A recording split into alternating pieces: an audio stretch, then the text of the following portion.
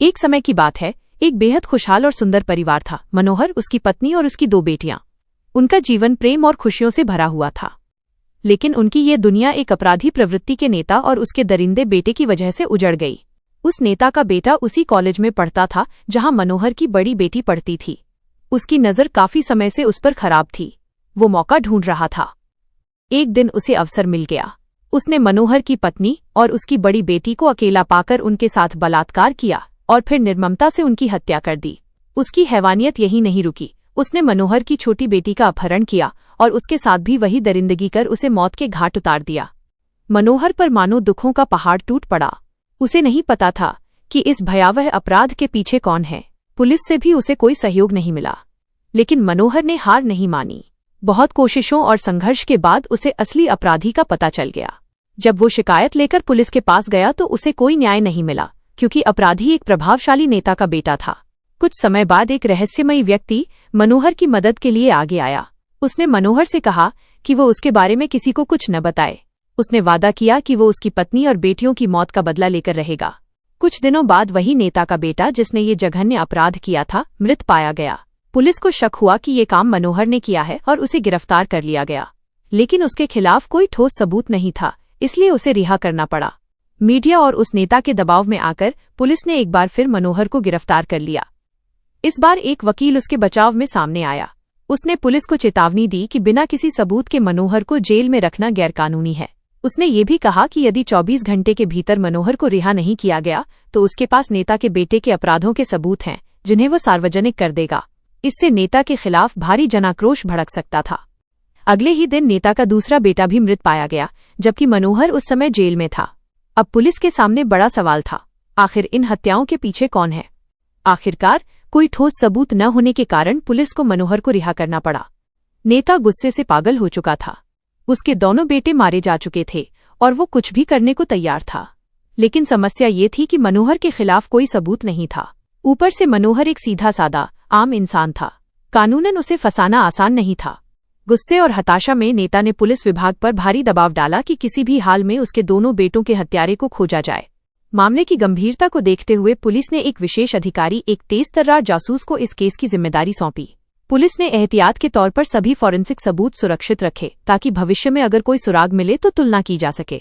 कुछ ही दिनों बाद एक और सनसनीखेज घटना हुई।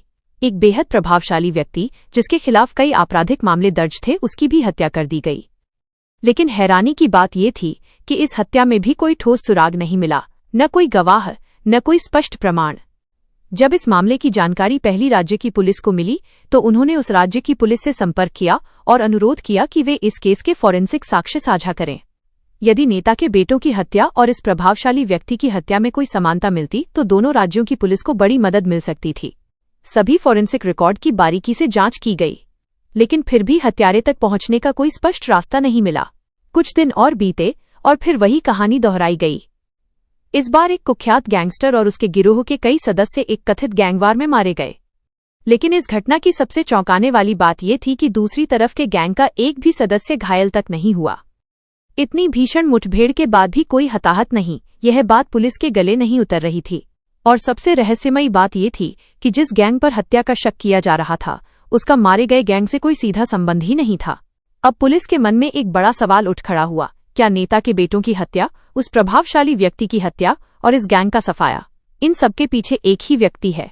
क्या कोई ऐसा है जो परछाइयों में रहकर एक एक करके अपराधियों का अंत कर रहा है? सच तो ये था कि इन सभी घटनाओं के पीछे एक मास्टरमाइंड काम कर रहा था, और उस मास्टरमाइंड की अपनी एक अलग कहानी थी। दरअसल ये सब कुछ एक व्यक्ति कर रहा था जिसका नाम रुद्र था। वो एक आम इंसान था और एक साइंस कॉलेज में शिक्षक के रूप में काम करता था। वो केमिस्ट्री का लेक्चरर था। उसके परिवार में उसकी नई नई शादी हुई पत्नी प्रिया, उसकी माँ और पिता थे। सब कुछ सामान्य और खुशहाल था। रुद्र एक बहुत ही अच्छा इंसान था। उसका कोई आपराधिक रिकॉर्ड नहीं था, न ही उसका किसी गलत काम से कोई संबंध था। वह बिल्कुल साधारण और सीधा सादा व्यक्ति था। उसकी पत्नी प्रिया भी उसी कॉलेज में लेक्चरर के रूप में नियुक्त हुई थी जहां रुद्र काम करता था। एक दिन कॉलेज में वार्षिक समारोह, एनुअल फंक्शन का आयोजन हुआ। इस कार्यक्रम में मुख्य अतिथि के रूप में एक स्थानीय विधायक को बुलाया गया। उस विधायक की छवि अच्छी नहीं थी। उसका आपराधिक बैकग्राउंड था और उसके अधीन कई गुंडे काम करते थे। जब वो कॉलेज आया तो उसके साथ कुछ गुंडे भी मौजूद थे। कॉलेज में सभी लोग जानते थे कि वे लोग अपराधी हैं, लेकिन विधायक के प्रभाव के कारण कई मुकदमे होने के बावजूद वे खुलेआम घूमते थे। उसी वार्षिक समारोह के दौरान उन गुंडों में से एक की नज़र रुद्र की पत्नी प्रिया पर पड़ी। वह उसे देखकर आकर्षित हो गया। उसके मन में गलत इरादे आने लगे। उसने सोचा कि वो प्रिया का अपहरण कर उसे नुकसान पहुंचाएगा। कार्यक्रम खत्म होने के बाद उसने रुद्र के बारे में पूरी जानकारी इकट्ठा करनी शुरू कर दी। एक दिन रुद्र और उसकी पत्नी प्रिया अपनी बाइक से घर लौट रहे थे। शाम का समय था और रास्ता लगभग सुनसान था, क्योंकि उनका घर शहर के एक्सटेंशन एरिया में था जहां अभी बहुत कम मकान बने थे। अचानक एक लाल रंग की वैन तेजी से आकर उनकी बाइक के सामने आकर रुक गई और उनका रास्ता काट दिया। रुद्र कुछ समझ पाता उससे पहले ही वैन का दरवाजा खुला और उसमें से लगभग 6 लोग बाहर कूद पड़े। उन्होंने बिना कुछ कहे रुद्र और प्रिया के चेहरे पर कोई केमिकल जैसा पदार्थ स्प्रे कर दिया। कुछ ही सेकंड में उनकी आंखों में तेज जलन शुरू हो गई। ऐसा लग रहा था जैसे आग भर दी गई हो। वे अपनी आंखें खोल भी नहीं पा रहे थे। उसी अफरा तफरी और जलन के बीच उन लोगों ने प्रिया को जबरदस्ती पकड़ लिया। रुद्र ने पूरी ताकत से उनका सामना करने की कोशिश की, लेकिन आंखों में असहनीय जलन के कारण वो कुछ देख ही नहीं पा रहा था। वो हाथ पैर मारता रहा, जो भी चीज जमीन पर मिली उसे उठाकर फेंकने लगा। इसी दौरान एक पत्थर वैन के शीशे पर जा लगा और उसका एक कांच टूट गया। यह देखकर गैंग के एक सदस्य ने गुस्से में आकर रुद्र को जोर से लात मारी। रुद्र सड़क पर गिर पड़ा। उन लोगों ने प्रिया वैन में धकेला और तेजी से वहां से निकल गए। प्रिया चीखते हुए बार बार रुद्र का नाम पुकार रही थी, लेकिन रुद्र बेबस पड़ा रह गया। उसकी आंखों में जलन, दिल में डर और दिमाग में सिर्फ एक ही सवाल था, अब क्या करूं?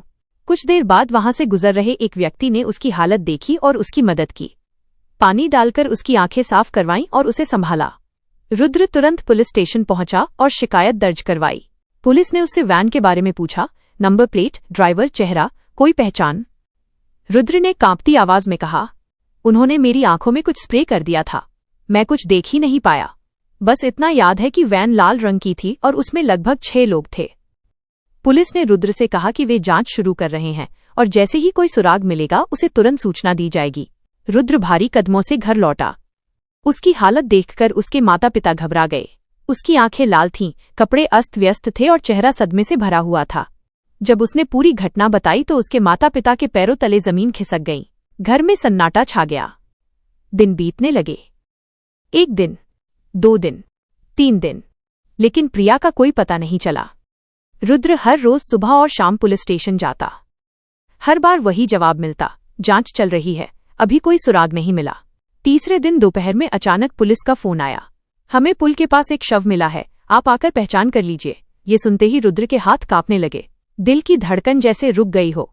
वो डर और बेचैनी में तुरंत वहां पहुंचा। पुल के नीचे भीड़ लगी थी। पुलिस ने सफेद चादर से ढका हुआ एक शव दिखाया। रुद्र ने कांपते हाथों से चादर हटाई और जैसे ही उसने चेहरा देखा उसकी दुनिया टूट गई। वह प्रिया ही थी। उसके मुंह से एक दर्दनाक चीख निकली, प्रिया! वो वहीं घुटनों के बल गिर पड़ा। प्रिया के साथ दरिंदगी की गई थी। उसके शरीर पर कई घाव थे। उसके साथ बलात्कार कर निर्ममता से उसकी हत्या कर दी गई थी। उस पल रुद्र के अंदर कुछ टूट गया, या शायद कुछ जन्म ले चुका था।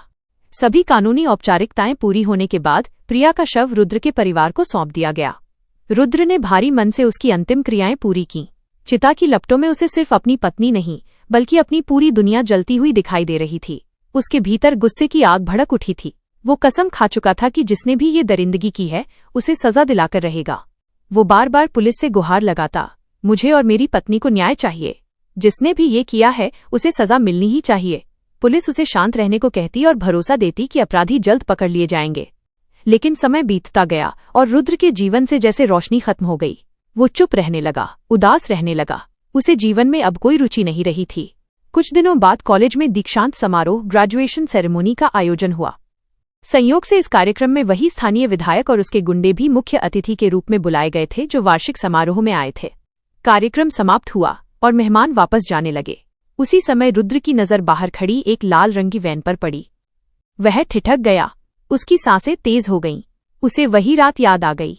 वही लाल वैन, वही चीखें। वैन के पास वही गुंडे खड़े थे। अचानक रुद्र का गुस्सा फट पड़ा। वो दौड़कर वैन के सामने जा खड़ा हुआ। उसने ड्राइवर को बाहर खींच लिया और उसे थप्पड़ मारते हुए चिल्लाने लगा, इन्हीं लोगों ने मेरी पत्नी का अपहरण किया था, तुम लोगों ने उसे मार डाला। तभी पीछे चल रही गाड़ी से वो गैंगस्टर उतरा। उसने गुस्से में रुद्र को डांटते हुए पूछा, क्यों रोका मेरी गाड़ी? मेरे लोगों को क्यों मार रहा है? रुद्र चीखते हुए बोला, इन्हीं लोगों ने मेरी पत्नी को अगवा किया, उसके साथ दरिंदगी की और उसे मार डाला। गैंगस्टर एक पल के लिए चौंका। उसे समझ आ गया कि यह वही प्रिया का पति है, लेकिन उसने तुरंत खुद को संभालते हुए शांत स्वर में कहा, तुम्हें शायद गलत फहमी हुई है। हमारी वैन जैसी और भी बहुत सी वैन होती हैं, तुम किसी और को हमारे साथ जोड़ रहे हो। लेकिन रुद्र पूरी तरह आश्वस्त था, ये वही वैन है, मैं पहचानता हूं। उसने तुरंत पुलिस को बुलाने की बात कही। कुछ ही देर में पुलिस वहां पहुंची, लेकिन जैसे ही उन्होंने उस गैंगस्टर को देखा, उनका व्यवहार बदल गया। उन्होंने रुद्र को समझाने की कोशिश की, आप शायद भ्रम में हैं, ऐसा कोई सबूत नहीं है कि ये लोग इसमें शामिल हैं। रुद्र ने विरोध किया, लेकिन पुलिस ने जबरन उसे वहां से हटाया और घर भेज दिया। हताश होकर रुद्र ने एक वकील से संपर्क किया और पूरी घटना बताई। वकील ने गंभीर स्वर में कहा, रुद्र, हो सकता है तुम सही हो, लेकिन तुम्हारी आवाज सुनी नहीं जाएगी। रुद्र हैरान रह गया, क्यों? अगर सच हमारे साथ है तो हमें न्याय क्यों नहीं मिलेगा? वकील ने धीमे स्वर में कहा, जिस गैंगस्टर की तुम बात कर रहे हो, उसके संबंध उस विधायक और कई मंत्रियों से हैं। वह उनके कई गंदे काम करता है, उसका बहुत प्रभाव है। उसके खिलाफ सबूत होने पर भी उसे जेल नहीं जाने दिया जाएगा। फिर वकील ने एक पुरानी घटना बताई। एक बार एक महिला मेरे पास आई थी। उस गैंगस्टर ने जबरदस्ती उसकी जमीन हड़प ली थी। जब उसके पति ने केस दर्ज किया तो उसने उसके पति की हत्या कर दी। मैंने उस केस के सारे सबूत इकट्ठा कर लिए थे, लेकिन अदालत में पेश करने से पहले ही उस गैंगस्टर ने उस महिला के साथ भी बलात्कार कर उसकी हत्या कर दी और सारे सबूत नष्ट कर दिए। रुद्र के पैरों तले जमीन खिसक गई।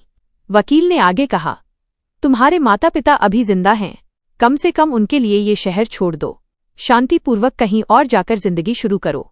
अगर उसे पता चला कि तुमने उसके खिलाफ शिकायत की है तो वो तुम्हें और तुम्हारे परिवार को नहीं छोड़ेगा। रुद्र टूट चुका था। वो बेबस और निराश होकर घर लौटा। उसके माता पिता ने पूछा, क्या हुआ बेटा? और रुद्र ने वकील के ऑफिस में हुई पूरी बात उन्हें बता दी। अब उसके सामने दो रास्ते थे, डरकर भाग जाना या फिर अंधेरे से टकराना। रुद्र भीतर ही भीतर जल रहा था। उसे खुद से नफरत होने लगी थी। मैं कैसा पति हूं, अपनी पत्नी के लिए कुछ भी नहीं कर पाया, उसके साथ हुए अन्याय का बदला तक नहीं ले सका। अपराध बोध और गुस्से की आग उसे हर दिन अंदर से खा रही थी। एक दिन वह कॉलेज से घर लौट रहा था। सड़क सुनसान थी। तभी अचानक वही लाल रंग की वैन फिर से उसके सामने आकर रुकी। दरवाजा खुला और वही गुंडे बाहर उतरे। उन्होंने रुद्र को पकड़ लिया और बेरहमी से मारना शुरू कर दिया। उनमें से एक ने उसकी कॉलर पकड़कर कहा, हमारे बॉस के खिलाफ शिकायत करने की हिम्मत कैसे हुई? अगर दोबारा ऐसा किया तो तुझे भी तेरी बीवी की तरह खत्म कर देंगे। ये सुनते ही रुद्र का खून खौल उठा। वो पूरी ताकत से उनसे भिड़ गया, लेकिन वे 6 थे और वो अकेला। कुछ ही मिनटों में उन्होंने उसे बुरी तरह पीटा। जाते जाते उन्होंने चेतावनी दी, अगर दोबारा हमारे खिलाफ गया तो तेरे माँ बाप को भी नहीं छोड़ेंगे। रुद्र दर्द से कराहते हुए सड़क पर गिर पड़ा और बेहोश हो गया। उसे अस्पताल में भर्ती कराया गया। खबर मिलते ही उसके माता पिता भागते हुए अस्पताल पहुंचे। अपने बेटे की हालत देखकर उनका खून खौल उठा। वे सीधे पुलिस स्टेशन गए और उस गैंगस्टर के खिलाफ शिकायत दर्ज करवाई। जब रुद्र को होश आया, उसने सबसे पहले नर्स से पूछा, मेरे माँ पापा कहाँ हैं? क्या उन्हें खबर नहीं दी गई? नर्स ने जवाब दिया, वो पुलिस स्टेशन गए हैं। जिन्होंने आपको मारा उनके खिलाफ शिकायत करने। यह सुनते ही रुद्र के चेहरे का रंग उड़ गया। कुछ देर बाद उसके माता पिता वापस आए। रुद्र ने घबराकर पूछा, आपने ऐसा क्यों किया? उसके पिता बोले, हम कैसे चुप रहते? उन्होंने हमारे बेटे को इतनी बेरहमी से मारा है। रुद्र ने दर्द भरी आवाज में कहा, अगर मुझे मारते तो बात यहीं खत्म हो जाती, लेकिन अब आप दोनों भी उनके निशाने पर आ जाओगे। आपने ऐसा क्यों किया? माँ ने उसका सिर सहलाते हुए कहा, कुछ नहीं होगा बेटा, भगवान सब देख रहा है। लेकिन किस्मत कुछ और ही लिख चुकी थी। कुछ दिनों बाद जब उसके माता पिता बाजार गए थे, तभी एक तेज रफ्तार ट्रक अचानक आया और उन्हें इतनी जोर से टक्कर मारी कि दोनों की मौके पर ही मौत हो गई। ये सब एक हादसा दिख रहा था, लेकिन रुद्र जानता था ये हादसा नहीं था। वो अभी भी अस्पताल में ही था, छुट्टी भी नहीं मिली थी। जब उसे ये खबर मिली, उसके भीतर की आखिरी उम्मीद भी टूट गई। वो बच्चे की तरह फूट फूट कर रो पड़ा। अब उसके जीवन में कुछ भी नहीं बचा था, न उसकी पत्नी, न उसके माता पिता। वो पूरी तरह अकेला हो चुका था। लेकिन उसके भीतर अब सिर्फ एक चीज जिंदा थी, बदला। वो मरना नहीं चाहता था, कम से कम तब तक नहीं जब तक वह अपनी पत्नी और अपने माता पिता के हत्यारों से हिसाब बराबर न कर ले। अब रुद्र के अंदर का सीधा साधा इंसान मर चुका था और कुछ और जन्म लेने वाला था। रुद्र अच्छी तरह जानता था कि वो एक आम आदमी है। न उसके पास ताकत थी, न पैसा, न कोई राजनीतिक पहुंच। वो समझ चुका था कि अगर वो उस गैंगस्टर के खिलाफ सबूत भी ले आए तब भी जीत नहीं पाएगा, और ये भी तय था कि कुछ ही दिनों में वे लोग उसे भी खत्म कर देंगे। तभी उसके मन में एक खतरनाक विचार आया, अगर वे मुझे मारने वाले हैं तो उससे पहले मैं खुद मर जाऊंगा। लेकिन सच में नहीं। दुनिया की नजरों में रुद्र ने फैसला कर लिया, वो अपनी झूठी मौत रचेगा। उसका एक करीबी दोस्त अस्पताल में डॉक्टर था। रुद्र ने उसे सारी सच्चाई बताई। पहले तो दोस्त डर गया, लेकिन रुद्र की हालत देखकर वो मान गया। एक फर्जी मृत्यु प्रमाण पत्र, डेथ सर्टिफिकेट तैयार किया गया। फिर रुद्र ने अपनी बाइक को ऐसे क्षतिग्रस्त किया जैसे उसका भयानक एक्सीडेंट हुआ हो। सुनसान सड़क पर एक नकली दुर्घटना का दृश्य तैयार किया गया। तस्वीरें खींची गईं जिनमें रुद्र खुद मृत अवस्था में पड़ा दिखाई दे रहा था, मानो मौके पर ही उसकी जान चली गई हो। पुलिस को सूचना दी गई कि पत्नी की मौत के बाद रुद्र शराब का आदी हो गया था और नशे की हालत में उसकी बाइक दुर्घटनाग्रस्त हो गई, जिससे उसकी मौके पर ही मौत हो गई। मामला सीधा सादा हादसा लगा। मृत्यु प्रमाण पत्र भी मौजूद था, तस्वीरें भी थीं। अब समाज की नजरों में, पुलिस की नजरों में और सबसे जरूरी गैंगस्टर की नजरों में रुद्र मर चुका था। जब पुलिस ने ये खबर उस गैंगस्टर तक पहुंचाई तो उसने हंसते हुए कहा, मेरे हाथों मरने से पहले ही खुद मर गया, अच्छा हुआ। अब उन्हें उससे कोई खतरा नहीं दिख रहा था। लेकिन सच्चाई ये थी, रुद्र जिंदा था। उसके पास अब खोने के लिए कुछ भी नहीं बचा था। न पत्नी, न माता पिता, न पहचान। अब वो कानून से बाहर था, समाज से बाहर था, और सबसे खतरनाक बात, अब वो डर से भी बाहर था। अंधेरे में गायब हो चुका रुद्र अब एक नई योजना बना रहा था। रुद्र ने अब अपना पूरा रूप बदल दिया। उसने दाढ़ी मूंछ साफ कर दी, नकली बालों की विग पहनने लगा, मेकअप करने लगा, लिपस्टिक लगाता और महिलाओं के कपड़े पहनकर बाहर निकलता। अब वो किसी और ही इंसान जैसा दिखता था। कोई पहचान नहीं सकता था कि ये वही रुद्र है जिसे दुनिया मरा हुआ समझ चुकी है। इसी भेष में वो रोज गैंगस्टर की गतिविधियों पर नजर रखने लगा। लगभग 1 महीने तक उसने सिर्फ एक काम किया, निरीक्षण। धीरे धीरे उसे गैंगस्टर की पूरी दिनचर्या पता चल गई। दोपहर करीब 1:30 बजे वो घर से निकलता, रात 9:30 से 10 बजे के बीच लौटता, कभी कभी उससे भी देर से। घर आकर 12:30 या 1 बजे तक हॉल में बैठकर जमकर शराब पीता। इतना पीता कि कई बार बेडरूम तक भी नहीं जा पाता और वहीं सोफे पर ही सो जाता। सुबह लगभग 11:30 बजे उठता। रुद्र ने सोचा, अगर मैं उसके शराब में जहर मिला दूं तो वो खुद ही मर जाएगा। उसने योजना बनाई कि किसी रात जब वो पूरी तरह नशे में होगा तब वो घर में घुसकर शराब में जहर मिला देगा। इस बीच रुद्र ने चालाकी से गैंगस्टर के घर के चौकीदार से दोस्ती कर ली थी। विश्वास जीतकर उसने घर की एक डुप्लीकेट चाबी भी हासिल कर ली। एक रात मौका मिल गया। गैंगस्टर बहुत ज्यादा नशे में था। लड़खड़ाता हुआ सोफे पर ही गिर पड़ा। रात गहरी हो चुकी थी। रुद्र अपने महिला भेष में, हाथ में जहर की शीशी लेकर चुपचाप घर के अंदर घुसा। सब कुछ शांत था। वो धीरे धीरे हॉल तक पहुंचा। गैंगस्टर गहरी नींद में था। रुद्र उसके पास खड़ा उसे देखने लगा। उसके हाथ में जहर था, बस कुछ बूंदे शराब में मिला देता और सब खत्म। लेकिन तभी उसके मन में एक विचार आया, अगर मैं इसे ऐसे मार दूं तो ये शांति से मर जाएगा। एक ही झटके में इतने लोगों को तड़पाया है इसने, इतनी जिंदगियां बर्बाद की हैं, क्या इसे इतनी आसान मौत मिलनी चाहिए? रुद्र की आंखों में नफरत की आग और तेज हो गई। नहीं, उसे शांत मौत नहीं चाहिए थी। वो चाहता था कि ये इंसान वही दर्द महसूस करे, वही डर, वही तड़प जो उसकी पत्नी ने झेली थी, जो उसके माता पिता ने झेली थी, जो अनगिनत लोगों ने झेली थी। उस रात रुद्र वापस लौट गया, लेकिन इस बार वो सिर्फ बदला नहीं चाहता था, वो चाहता था न्याय। दर्द के साथ अब वो एक नई योजना बनाने लगा, ऐसी योजना जिसमें गैंगस्टर हर पल मौत से पहले उस दर्द को महसूस करे। कुछ दिनों बाद रात फिर से उतनी ही शांत थी। गैंगस्टर हमेशा की तरह नशे में धुत होकर हॉल में ही सो गया था। रुद्र इस बार पूरी तैयारी के साथ आया था। उसके पास क्लोरोफॉर्म, एक सिरिंज और एक तरल पदार्थ था। वो चुपचाप कमरे में दाखिल हुआ। गैंगस्टर गहरी नींद में था।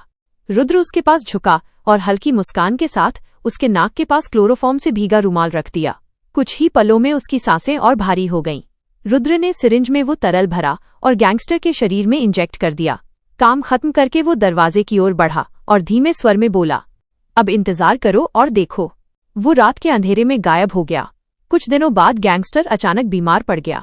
शुरुआत में हल्का बुखार, फिर बेचैनी, फिर अजीब हरकतें। दिन ब दिन उसकी हालत बिगड़ती गई। वो पागलों की तरह व्यवहार करने लगा। न ठीक से खा पा रहा था, न पानी पी पा रहा था। पानी देखते ही घबराहट होने लगी। डॉक्टरों ने जांच की। रिपोर्ट देखकर डॉक्टर गंभीर हो गए। उसे रेबीज हो चुका था। डॉक्टर ने कहा, शायद किसी पागल कुत्ते या जानवर ने काटा होगा। समय पर इलाज नहीं हुआ। अब लक्षण सामने आ चुके हैं, और जब लक्षण दिखने लगते हैं तब बचने की संभावना लगभग शून्य होती है। गैंगस्टर के पैरों तले जमीन खिसक गई, लेकिन अब बहुत देर हो चुकी थी। उसकी हालत इतनी बिगड़ गई कि उसे अस्पताल में भर्ती करना पड़ा। वह बिस्तर पर तड़प रहा था, दर्द और डर से चीख रहा था। एक दिन अस्पताल के उसी कमरे में एक नर्स अंदर आई। उसने दरवाजा बंद किया, धीरे धीरे गैंगस्टर के पास पहुंची। वो उसे घूर कर देख रहा था। नर्स झुककर बोली, कैसा लग रहा है? दर्द हो रहा है? गैंगस्टर कुछ समझ नहीं पाया। तभी नर्स ने अपनी विग उतारी और मुस्कुराते हुए कहा, पहचाना? मैं वही आदमी हूं जिसकी पत्नी के साथ तुमने दरिंदगी की थी। गैंगस्टर की आंखें फैल गईं। रुद्र आगे बोला, और हां, वही जिसने तुम्हें रेबीज का इंजेक्शन दिया था। गैंगस्टर के चेहरे पर डर साफ दिखाई दे रहा था, लेकिन उसका शरीर इतना कमजोर हो चुका था कि वो कुछ कर नहीं सकता था। वो गिड़गिड़ाया, मुझे बचा लो प्लीज। रुद्र ने ठंडी आवाज में कहा, अब तुम्हें इस दुनिया में कोई नहीं बचा सकता। शांति से मर जाओ। फिर हल्की हंसी के साथ बोला, नहीं, शांति से नहीं, तड़प तड़प कर। और वह कमरे से बाहर निकल गया। अगले ही दिन गैंगस्टर तड़पते हुए मर गया।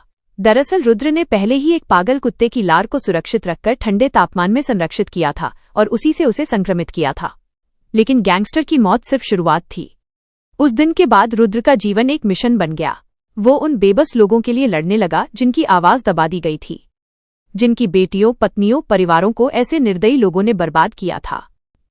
मनोहर ही नहीं, बल्कि ऐसे कई पीड़ित परिवारों की उसने मदद की।